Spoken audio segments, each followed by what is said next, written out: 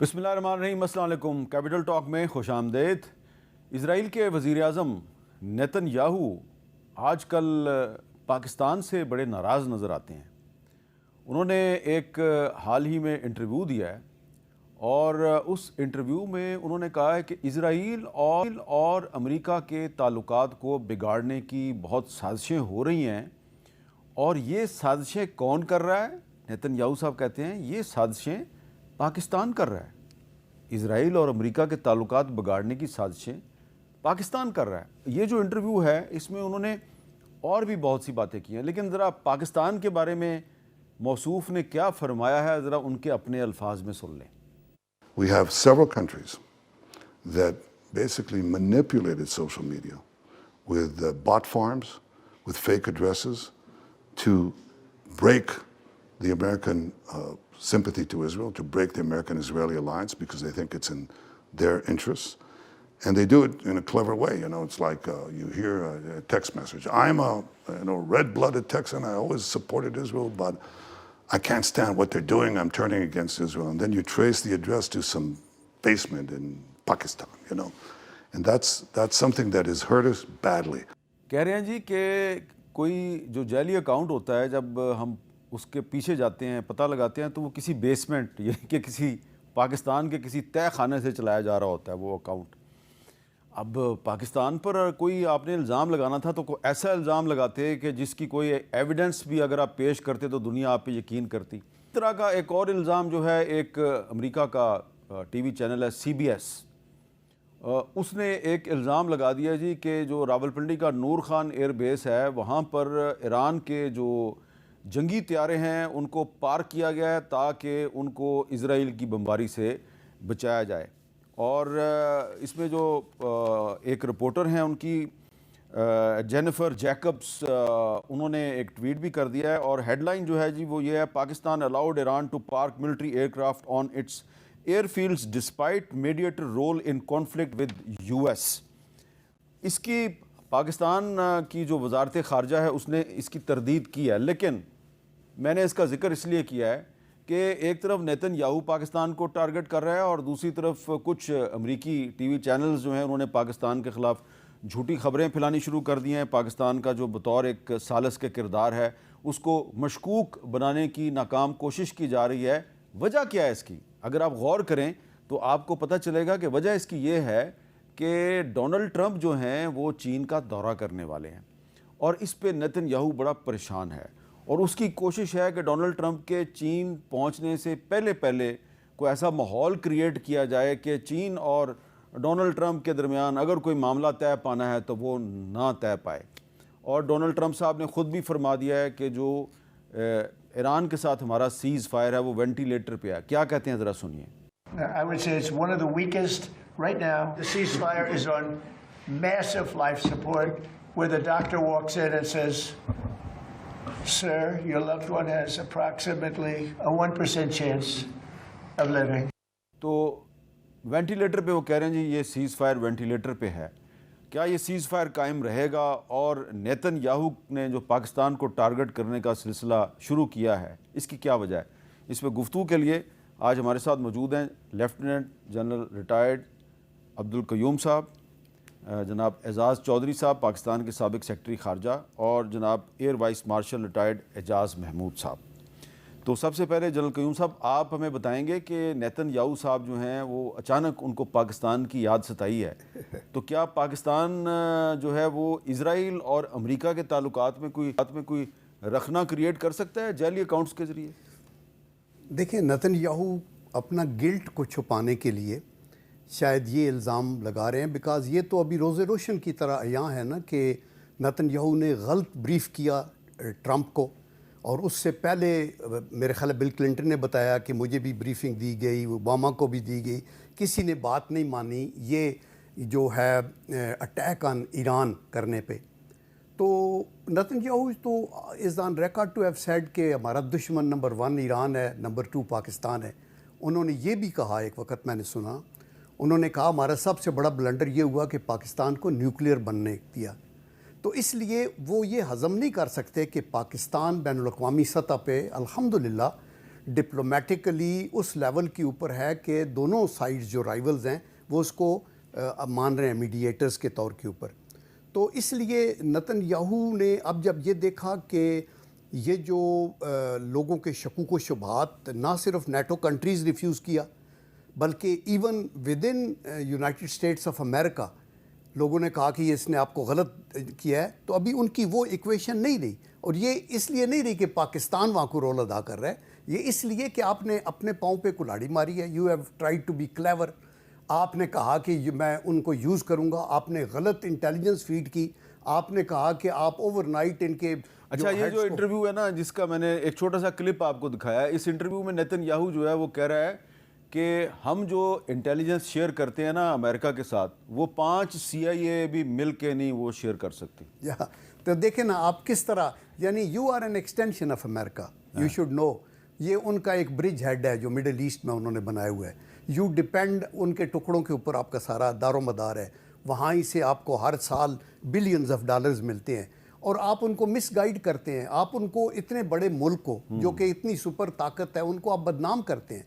अभी आप अमेरिका को आपने आइसोलेट कर दिया है बैनुल-अक़वामी सतह पे, और ये लोग फिर पूछते हैं अमेरिकन भी और वेस्टर्न कंट्रीज़ के कि आपने ऐसे क्यों किया है, तो उसके जवाब में ये है कि ये हमारे ताल्लुकात पाकिस्तान ख़राब कर रहे हो। अच्छा एजाज चौधरी साहब, आपको क्या लगता है कि ये जो नेतन्याहू साहब ने पाकिस्तान का नाम लिया है, क्या इसकी वजह ये है कि पाकिस्तान के इजराइल के साथ सफारती ताल्लुकात नहीं हैं, लेकिन एज ए मीडिएटर पाकिस्तान ने इजराइल को वाया अमेरिका फोर्स किया है कि लिबनान में सीज़ फायर किया जाए?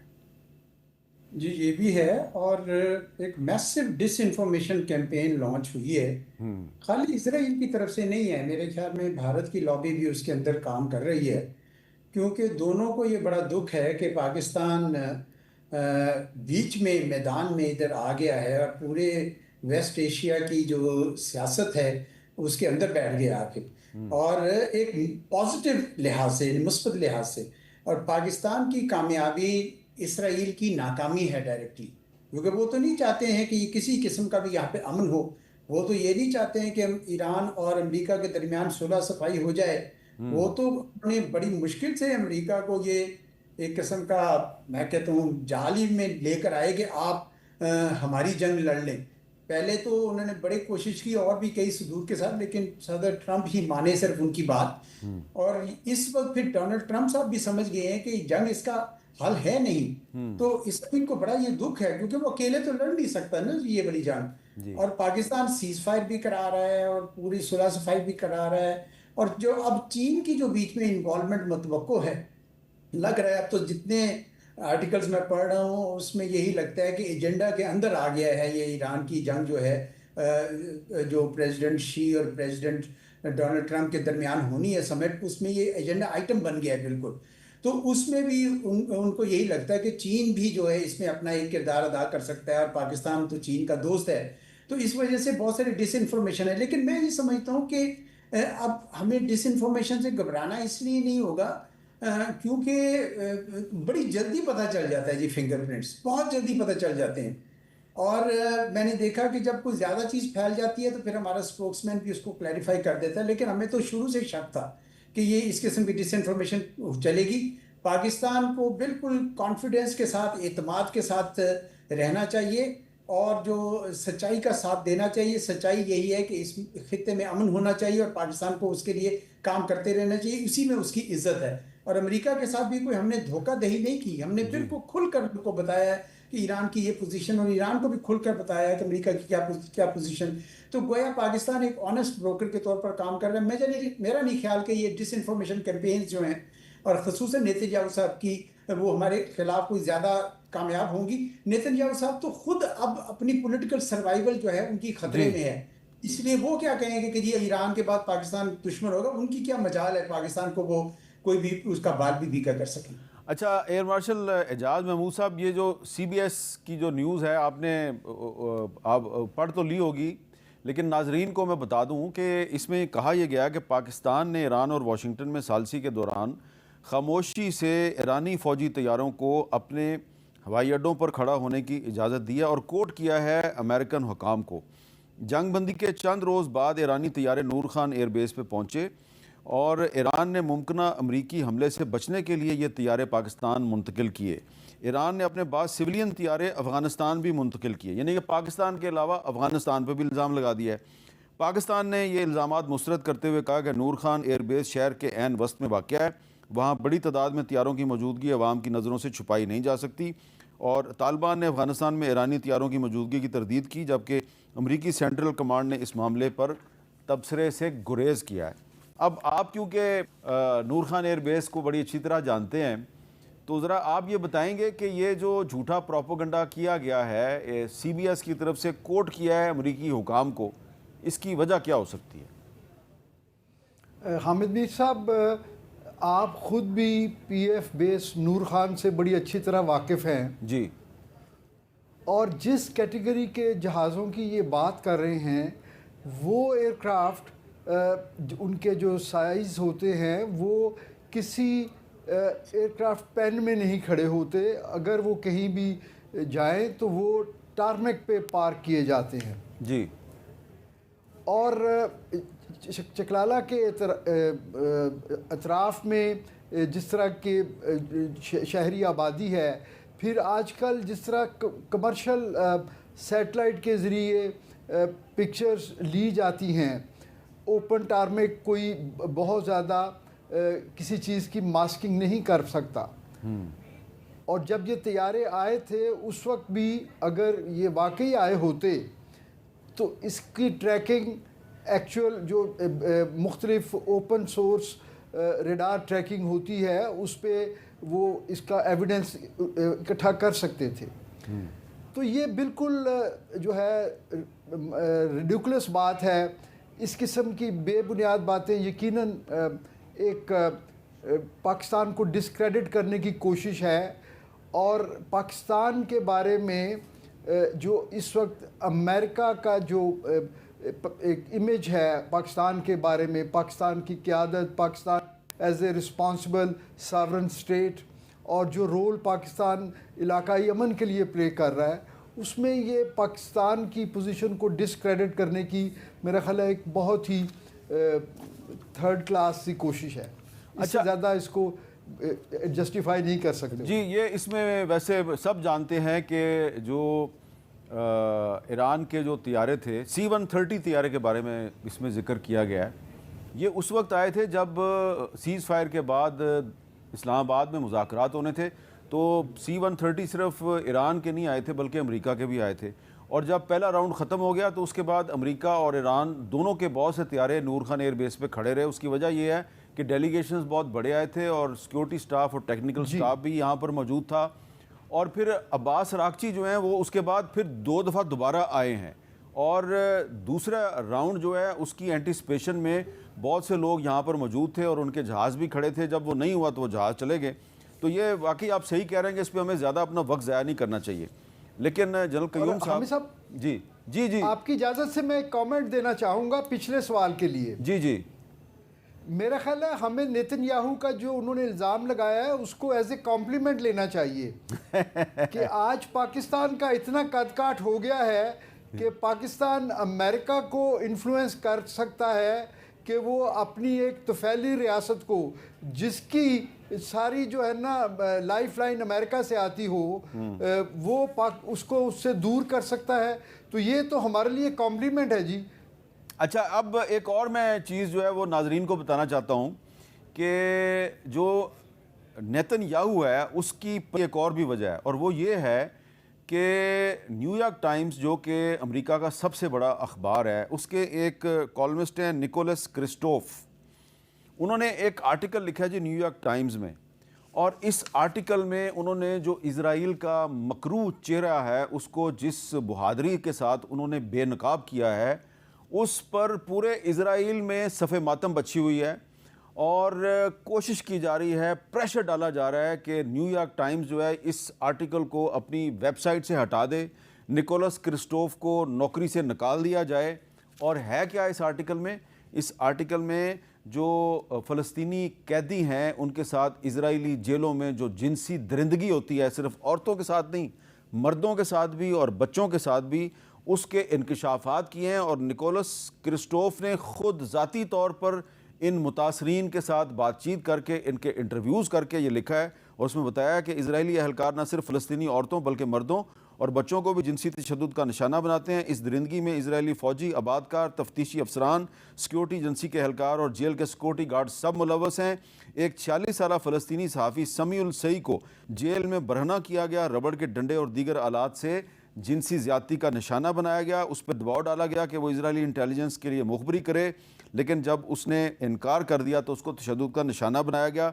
एक 42 साला फ़लस्तीनी खातून ने बताया कि उसको 2 रोज़ तक मुसलसल एक लोहे के टेबल पर बरना रखा गया, जहाँ कई इजरायली फ़ौजी उसको जिनसी दरिंदगी का निशाना बनाते थे, और फिर उस ज़्यादती की तस्वीर बनाकर उसको कहा गया कि अगर वो हमारी इंटेलिजेंस से तावन नहीं करेगी तो उसकी तस्वीर जो हैं वो लीक कर दी जाएंगी। फ़लस्तीनियों के साथ जेलों में जिनसी ज़्यादती बहुत आम है, और फ़लस्तीनी मर्दों और ख़वातीन से इंटरव्यूज़ के बाद निकोलस क्रिस्टोफ ने ये आर्टिकल लिखा है। और जो एक NGO है सेव द चिल्ड्रन, उसकी रिपोर्ट के मुताबिक इजरायली जेलों में कैद 12 से 17 साल के बच्चों में से आधे से ज़्यादा को जिनसी दरिंदगी का निशाना बनाया गया है, ताहम असल तादाद इससे कहीं ज़्यादा है। एक फ़लस्तीनी किसान को 6 इजरायली फ़ौजियों ने जेल में बरहना करके लोहे के रॉड से जिनसी दरिंदगी का निशाना बनाया। वो चीखता रहा और इजरायली फ़ौजी जो हैं वो हंसते रहे। जनरल क्यूम साहब, मैंने ये थोड़ी सी डिटेल इसलिए बताई है कि दुनिया में 56-57 मुस्लिम ममालिक हैं, किसी ने आज तक इस मामले पे यूनाइटेड नेशंस में बात नहीं की। निकोलस क्रिस्टोफ जो कि एक अमरीकी सहाफ़ी है, उसने ये आर्टिकल लिखा है और अब उसको न्यूयॉर्क टाइम्स से निकलवाने की कोशिश हो रही है। आप समझते हैं कि ये एक ऐसा मामला है कि इस पर OIC के तमाम रुकन ममालिक को एक मुश्तरका स्टैंड लेना चाहिए यूनाइटेड नेशंस में? देखिए मीर साहब, ऑनेस्टली मैं ये महसूस करता हूँ कि हम मुसलमानों ने उस हद तक बिल्कुल सपोर्ट नहीं किया पैलेस्टीनियन काज को जितना करना चाहिए था। हालांकि इस तरह के आर्टिकल्स हैं। इन एडिशन टू दैट आप ये देखें कि इंटरनेशनल कोर्ट ऑफ जस्टिस ने कहा कि नेतन्याहू जो है वार क्रिमिनल है, ही शुड बी अरेस्टेड और I think he needs to be executed. यानी जितने दरिंदगी आपने गाज़ा के अंदर जो कुछ हुआ, आप और मैं यहाँ बैठ के जितनी मर्ज़ी गुफ्तगू कर लें, अखबारों में पढ़ लें, TV पे, by God if you just assume कि आप अगर उधर हैं और हमारी फैमिली के बच्चों के साथ ये हो रहा है, हमारा घर तबाह हो गया, हमारे पास कोई सदरन लेबनान में क्या दी और गाज़ा में तो दरिंदगी के नए रिकॉर्ड कायम हुए। और ये जो मतलब है इनह्यूमन ट्रीटमेंट है, यानी वार के भी रूल्स हैं ना कि आपको प्रिजनर्स को कैसे, उस पर जेनेवा कन्वेंशंस हैं 1, 2, 3 कि आप उनके ऊपर नहीं करेंगे, आप हॉस्पिटल पे अटैक नहीं करेंगे। इज़राइल ने डंके की चोट पे विद इम्प्यूनिटी इन सारी चीज़ों को वायलेट किया है, तो उसके ऊपर दुनिया का ज़मीर तो खाबिदा था ही। लेकिन मुस्लिम दुनिया से तो ये तवक्को बिल्कुल नहीं थी कि हम अपने तौर के ऊपर, और इधर अब्राहम अकार्ड की बात हो रही थी, कभी क्या बात हो रही थी, मेरे ख्याल के अंदर कायद-ए-आज़म मोहम्मद अली जिन्ना ने right at the outset very rightly ये कहा था कि इनको कभी हम ट्रस्ट नहीं कर सकते। और अदरवाइज़ भी यहूद और नसारा की बात होती रहती है कि जी इनके ऊपर आप वो नहीं कर सकते। और ये नेतन्याहू तो दरिंदगी की हद से आगे निकल गया है। और इसका बिल्कुल जो चोई साहब कह रहे थे ना, $300 मिलियन की तो करप्शन के केसेस हैं, और इन एडिशन ये इधर से निकलेगा तो इंटरनली भी ये जेल में जा सकता है। विद इन इसराइल और विद इन ज्यूज़ भी इसकी मुखालफत है। और अभी अमेरिकन जो इनके बड़े इत्तेहादी थे सारे, उन्होंने कहा इसने हमें भी आइसोलेट कर दिया है, नॉट ओनली के वेस्टर्न यूरोप या नेटो बल्कि अमेरिका के अंदर और इनकी रिपब्लिकन पार्टी के अंदर भी नेतन्याहू का उनका ट्रम्प का प्रॉब्लम हुआ है।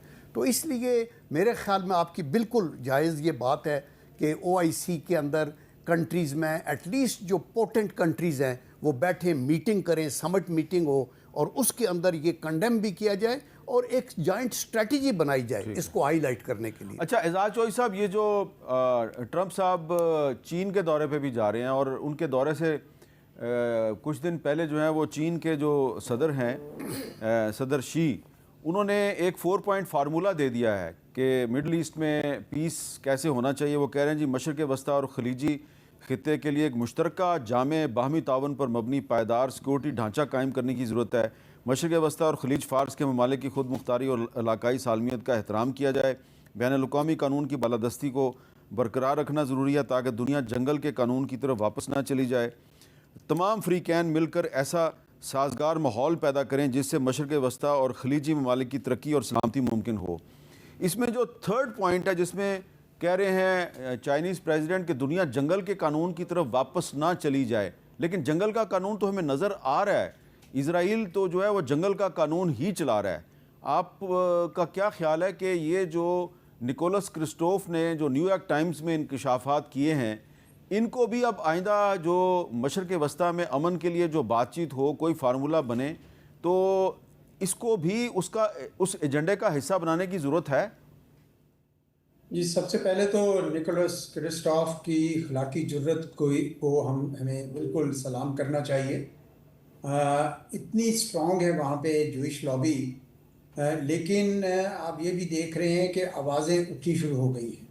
आपने टकर कार्लसन के प्रोग्राम सुने होंगे जी। वो किस तरीके से उनको एक्सपोज कर रहे हैं। आपने जॉन मार्शामर को भी सुना होगा, आपने जेफरी सैक्स को भी सुना होगा।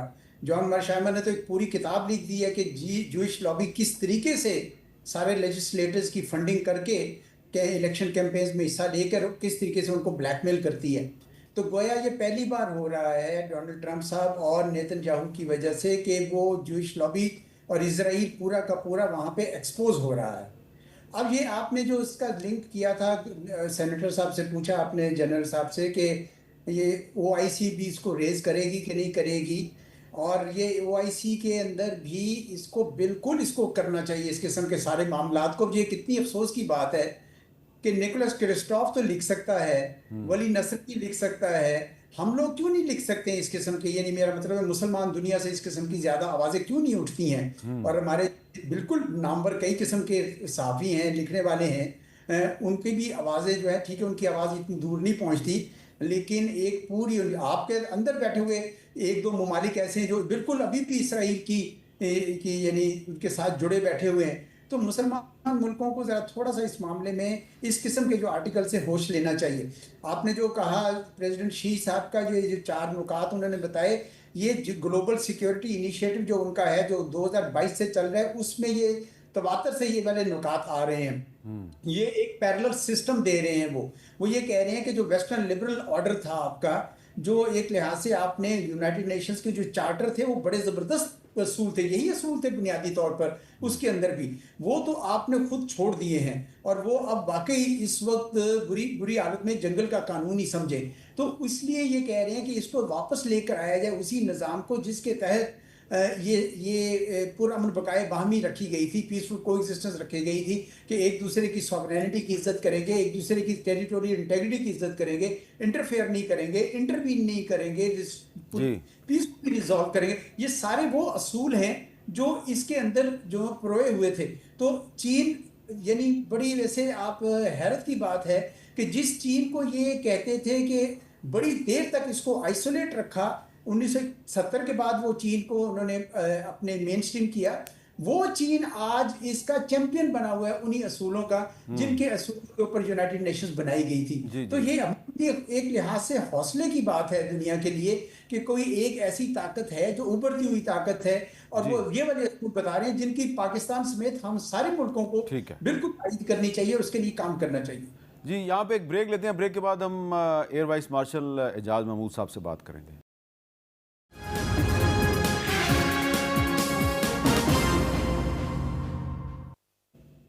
कैपिटल टॉक में दोबारा खुश आमदेद। एयर वाइस मार्शल एजाज साहब, चीन के सदर कह रहे हैं कि दुनिया को जंगल के कानून की तरफ वापस जाने से बचाना चाहिए। आपको नहीं लगता कि मिडल ईस्ट में जहाँ पर इजराइल जहाँ पे मौजूद है और उसका वहाँ पे असर और रसूख है, वहाँ पे तो पहले से ही जंगल का कानून है? जी बिल्कुल, और हमें ये चीज़ as a student of history हमें नहीं भूलनी चाहिए कि जब लीग ऑफ नेशन को बिल्कुल ख़त्म करने का सोचा जा रहा था, उस वक्त दुनिया के हालात इससे कहीं बेहतर थे जो आज UNO की मौजूदगी में हैं। ये जो 4 असूल उन्होंने बयान किए कि पीसफुल को एग्जिस्टेंस होनी चाहिए, रूल ऑफ इंटरनेशनल लॉ होना चाहिए, और मुल्कों की सवरेनिटी को रिस्पेक्ट होनी चाहिए, और बाहमी ताउन और डेवलपमेंट सिक्योरिटी, ये सारी चीज़ें तो वो हैं जो अक़वाम मुत्तहिदा के चार्टर की बुनियाद हैं। और इसी के ऊपर सेकेंड वर्ल्ड वॉर के बाद प्रेज्यूमेबली इंटरनेशनल जो सॉवरेन स्टेट सब ने एग्री किया और एक इंटरनेशनल स्ट्रक्चर वजूद में आया। लेकिन आज हम देखते हैं कि जो इसके कस्टोडियन थे, जो P5 ममालिक थे, वो या तो इसमें खामोश तमाशाई बने हुए हैं या उनकी टेस्ट अप्रूवल है स्वाय चीन के, और कभी कभार रूस उनको जो है वो अपोज कर देता है। अदरवाइज़ बाकी 3 ममालिक वो तो अमेरिका की 2 ममालिक अमेरिका के साथ मिलके वो उन्हीं की लाइन टो करते हैं। ठीक है। और अमेरिका में इस वक्त ये हालात हैं कि वो ना सिर्फ ये कि इंटरनेशनल कवानीन, वो तो अपने मुल्क के आइन की भी पाबंदी नहीं कर रहे। तो उनसे ये तवक्को रखना कि वो प्रेसिडेंट साहब की ये जो आपने चाइना की जो ख्वाहिशात या एक इंटरनेशनल पॉलिटिक्स के हवाले से अखलाकियात के जो 4 प्रिंसिपल आपने दोहराए हैं, उनको तो इन चीज़ों का कोई जो है परवाह ही नहीं है। ठीक है। क्योंकि उनके नज़दीक किसी भी गैर अमरीकी या गैर इजरायली जान की कोई कीमत नहीं है।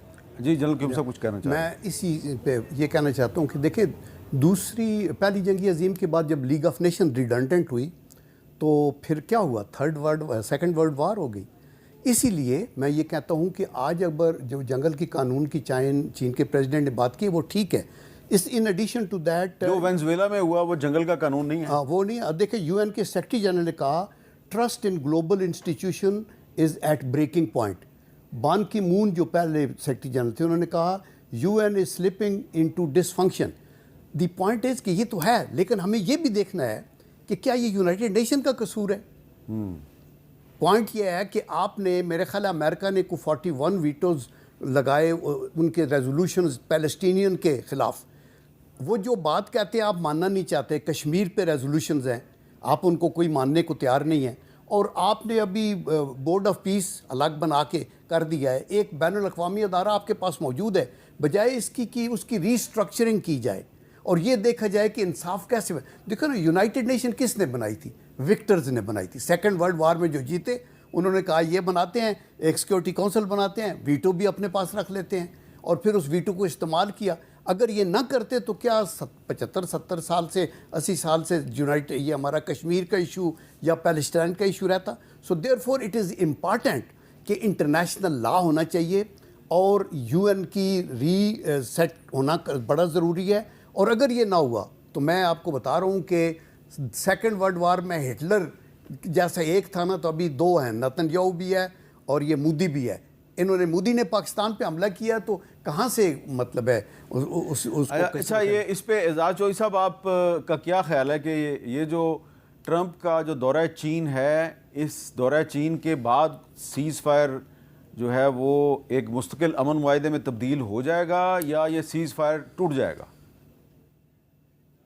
देखिए, सीज़ फायर टूटने में डोनाल्ड ट्रंप साहब की दिलचस्पी नहीं है। वो के लगा रहे हैं, उनके बहुत सारे साथी हैं। अभी मैं जॉन बोल्टन साहब का आर्टिकल पढ़ रहा था, वो इनके रह चुके हैं नेशनल सिक्योरिटी एडवाइज़र, लेकिन बाद में इनसे खफा हो गए। वो ये कह रहे हैं कि मैं डोनाल्ड ट्रंप से इसलिए खफा हूँ कि वो ताकत का इस्तेमाल नहीं कर रहे। अच्छा, ज़्यादा ताकत का इस्तेमाल करना चाहिए। और तो अभी तक वो नशा है वहाँ पे इस बात का। इसलिए डोनाल्ड ट्रंप साहब के ऊपर वो है, सिर्फ ये है कि जो अस्करी लिहाज से तो उन पर दबाव है कि कुछ करें, लेकिन सियासी लिहाज से दबाव है कि आप ना करें। मेरे ख्याल में चीन के अंदर भी चीन उनको समझाएगा कि आप ये काम ना करें, आप ये सेटलमेंट करें। आप अगर इस तरफ जाएंगे तो आपको बहुत नुकसान होगा और हमें कोई नहीं होगा नुकसान। देखिए, चीन का एक तो 40% से ज़्यादा उनके जो एनर्जी मिक्स में रिन्यूएबल्स आ चुके हुए हैं और हाइडल है, उनका सोलर बहुत है, विंड बहुत आ गई है, और इतने बड़े बड़े स्टॉक पाइल्स उन्होंने रखे हुए हैं अपने पास। उसमें से भी फॉसिल फ्यूल में से भी कोल यहाँ से नहीं आता, कोल कहीं और से आता है, ये सिर्फ यहाँ से ऑयल एंड गैस आती। तो चीन को वो दबा नहीं सकते इस बात से। तो मेरे ख्याल में चीन के पास ये स्पेस है कि उनको रोके इस बात से। जी, अब एक और भी इशू है और वो ये है कि ये जब से सीज़ फायर हुआ है ईरान और अमेरिका के दरमियान, तो जैसे ही सीज़ फायर के लिए कोशिश शुरू हुई तो हमने देखा कि पाकिस्तान अंदर जो हैं वो दहशतगर्दी के वाक़यात में इजाफ़ा हो गया और अब ये वाक़यात जो हैं ये बढ़ते ही जा रहे हैं। जब ये ईरान और अमेरिका की जंग शुरू हुई थी तो जंग के 2-3 जो हफ़्ते थे उसमें ये दहशतगर्दी के वाक़यात कम हुए, लेकिन फिर आपने देखा कि 2 अप्रैल को बन्नू का जो इलाका है थाना दुमेल का, वहाँ पे एक बम धमाका हुआ, 5 अफराद और वहाँ पे ज़ख्मी हो गए और 5 जहाँ भाग हो गए। और 12 अप्रैल को ग्वादर जूनी में BLA का हमला हुआ, 3 कोस्ट गार्ड शहीद हो गए। 20 अप्रैल 2026 को खुशदार में फायरिंग से एक लेडी कांस्टेबल और 3 लेडीज़ एहलकार शहीद हुए। फिर 22 अप्रैल को बलोचिस्तान में माइनिंग कंपनी की साइट पे हमला हुआ, तुर्क शहरी समेत 10 मुलाजमीन जहाँ भाग हुए। 9 मई 2026 बन्नू में एक पुलिस चौकी पर हमला हुआ, 15 पुलिस एहलकार जो हैं वो शहीद हो गए। और फिर 12 मई 2026 को लकी मरवत के नौरंग थाने के करीब धमाके में 2 ट्रैफिक एहलकारों समेत 9 अफराद शहीद हुए। और आज 12 मई को फतह खेल बन्नू में एक पुल को बारूदी मवाद से उड़ा दिया गया है। तो ये जो अफ़गानिस्तान के रास्ते से पाकिस्तान में दहशतगर्दी के वाक़यात में अचानक एक स्पाइक आया, इजाफ़ा हुआ है सीज़ फायर के बाद, इसकी क्या वजह हो सकती है, इस पर बात करते हैं वक्फे के बाद।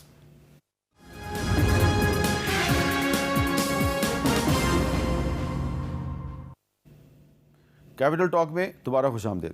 जलाल क़य्यूम साहब, BBC वाले लिख रहे हैं जी कि पाकिस्तान जो है वो काबुल में जनाब बेगुनाह सिविलियंस पर बमबारी करता है, लेकिन ये जो वाक़यात हैं, ये जो मैंने आपको गिनवाए हैं कि अप्रैल के महीने में और जब से मई का महीना शुरू हुआ है तो बेगुनाह लोग जो हैं उन पर हमले हो रहे हैं, सिक्योरिटी फोर्सेस पर, पुलिस वालों पर हमले हो रहे हैं। इसके पीछे क्या कहानी आपको नज़र आ रही है? देखिए, कहानी साफ ज़ाहिर है, ये संदूर ऑपरेशन की एक तो कंटिन्यूशन है, उसमें कोई आउट ऑफ डाउट भी नहीं है कि इसके पीछे इंडिया भी है, इजराइल भी है। और दूसरा, उनको एक तो वैसे दुश्मनी है पाकिस्तान के साथ, एक न्यूक्लियर पाकिस्तान को वो डाइजेस्ट नहीं कर रहे। सेकेंडली, जो पाकिस्तान को अल्लाह ने ये एजाज़ दिया है, पहली फैंटी चढ़ी है इंडिया को, आपने देखा कि हमने नहीं किया हमला, उन्होंने हमला किया और उनको इसका जवाब मिला और मौसर जवाब मिला उसका। नंबर 2, फिर हमें जो डिप्लोमेटिक बैनुल-अक़वामी सतह पे एक स्टेटस मिला है, ये एक बहुत बड़ा हमारा डिप्लोमेटिक कैपिटल है अल्हम्दुलिल्लाह, और उस पर पाकिस्तान के ऊपर ये ट्रस्ट किया गया है। ये भी हज़म नहीं हो रहा, ना इसराइल को ना उनको। और अफ़गानिस्तान के अंदर जो रूलिंग तालिबान हैं, वो हमें बहुत अफसोस है कि वो एक प्रॉक्सी वॉर का एक ज़रिया बने हुए हैं और वो इसको रोक नहीं रहे। एजाज चौधरी साहब, ये मामला है कि अफ़गानिस्तान की जो साइड है वहाँ से जो क्रॉस बॉर्डर टेररिज्म पाकिस्तान में हो रहा है तो उसको रोकने में अफ़गान हुकूमत नाराज़ है। मैंने आपको बताया कि जो CBS की जो डिसइंफॉर्मेशन है उसमें पाकिस्तान और अफ़गानिस्तान दोनों को टारगेट किया गया कि ईरान के तियारे पाकिस्तान में भी खड़े हैं, अफ़गानिस्तान में भी खड़े हैं। तो ये अफ़गान तालिबान को ये समझ नहीं आ रही कि जो दुश्मन है वो पाकिस्तान को और अफ़गानिस्तान को एक ही नज़र से देखता है, लेकिन दुश्मन उनको इस्तेमाल करने में कामयाब भी हो जाता है। जी बिल्कुल सही कह रहे हैं। मैं तो थोड़ा हैरान हूँ तालिबान की अक्ल के ऊपर कि वो मुल्क जो हमेशा से अफ़गानिस्तान का सबसे बेहतर दोस्त साबित हुआ, जिसने तालिबान के साथ 20 साल तक जो अमेरिका की जो बिल्कुल एक मतलब दो धारी तलवार आ रही थी, उससे इनको बचा के रखा, सिर्फ इसलिए कि अफ़गानिस्तान में अमन आ जाए। और आज ये भारत के और दूसरे आकाओं के इशारे पर इस किस्म की गलत हरकत कर रहे हैं, तो ये कोई अपने मुल्क की कोई खिदमत नहीं कर रहे हैं। मैं थोड़ा हैरान भी हूँ कि इनको क्या है ऐसा कि इनको कौन पट्टी ये पढ़ाता है। भारत ने सिर्फ एक इशारा किया और ये एकदम से दुम हिलाते हुए उसके पीछे चले गए कि ठीक है जी, हम आपको पैसे देंगे, ये करेंगे, वो करेंगे। उनको पता नहीं है कि भारत के पाकिस्तान के साथ क्या ताल्लुकात हैं और वो क्यों कर रहे हैं और वो क्यों इनको इस्तेमाल कर रहे हैं। तो ये तालिबान को समझाने के लिए मेरा ख्याल था कि हमारी तरफ से जो उलमा गए थे या कुछ वफूद गए थे, शायद उन्होंने उनको कुछ समझाया होगा इस बात पे, लेकिन लगता है कि वो भी उनको समझ नहीं आई है। अब हमने बॉर्डर के ज़रिए भी, बॉर्डर मैनेजमेंट के ज़रिए भी थोड़ा उनको पैगाम दिया है बड़ा संजीदा किस्म का। उनके लिए मुश्किलात तो आगे दिन आने वाले हैं। मेरा ये ख्याल था कि ये हो सकता है कि ईरान में जब ये बॉम्बिंग हुई है तो वो BLA वाले लोग जो है वो भी अब आ गए हैं अफ़गानिस्तान में, तो ये मिलकर कोई गठजोड़ कर पाकिस्तान के अंदर कोई इस वक्त तबाही के लिए कोशिश कर रहे हैं। और ये मैं उनकी बात मानता हूँ अब्दुल कयूम साहब की, कि ये ऑपरेशन सिंदूर की इन वे कंटिन्यूएशन है। और वो इसलिए भारत के लिए सबसे आसान यही है कि इस वक्त ज्यादा करे ताकि पाकिस्तान के अंदर कोई बड़ी बैठक ना हो सके। ये ना हो सके कहीं सदर साहब आ जाए ईरान के भी और अमेरिका के भी, और यहाँ पे आके कोई एक्टिविटी ऐसी हो जाए जिससे बिल्कुल सही है। जी जी बिल्कुल आप सही फरमा रहे हैं। बहुत शुक्रिया एजाज चौधरी साहब, जनाब एजाज महमूद साहब और जनरल कयूम साहब। और ये बिल्कुल इसमें कोई शक नहीं कि जैसे जैसे अमेरिका और ईरान के दरमियान जो मामलात हैं वो एक हतमी नतीजे की तरफ बढ़ रहे हैं और इस बात के इम्कानात बढ़ रहे हैं कि अमेरिका और ईरान के दरमियान एक कम्प्रीहेंसिव मुआहदे के लिए इस्लामाबाद में मुज़ाकरात का दूसरा राउंड जो है वो हो सकता है। तो पाकिस्तान को मुतनाज़ा बनाने के लिए एक कैंपेन भी शुरू हो गई है और पाकिस्तान के अंदर अफ़गानिस्तान के रास्ते से दहशत गर्दी के वाक़यात में इजाफ़ा भी कर दिया गया है। और ये एक ऐसा मामला है कि जिस पे अफ़गान तालिबान जो हैं उनको होश के नाखुन लेने चाहिए और तरदीदें नहीं करनी चाहिए, क्योंकि जो कुछ भी हो रहा है अफ़गानिस्तान के रास्ते से हो रहा है। इजाज़त दीजिए, अल्लाह हाफ़िज़।